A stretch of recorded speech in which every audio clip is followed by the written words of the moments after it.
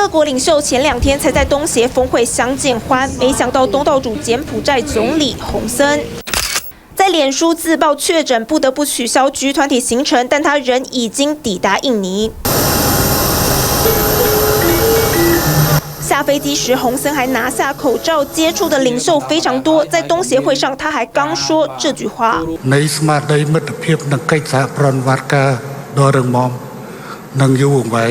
不止俄羅斯外長拉夫羅夫、紐西蘭總理阿爾登，洪森還和日本首相岸田文雄一肩之隔大合照。私がアジアの未来を考えるとき、最も重視しているのが日ASEAN関係であると。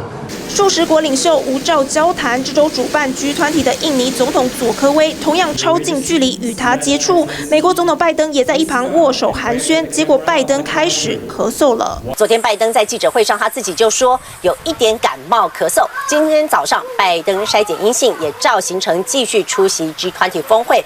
G20领袖出现确诊危机，不过周二一早，法国总统马克宏依旧和大陆国家主席习近平会面，希望俄乌停火，寻求中国支持。We should not divide the world into parts.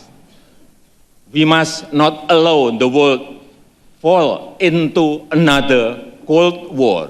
俄乌战争让全球深受影响，也让这次G20领袖峰会焦点集中在战争议题。TVBS 新闻纵报道。请支持一个专门报道国际新闻的全新 YouTube 频道 TVBS 国际 Plus， 扩大视野，掌握趋势，请订阅并开启通知小铃铛。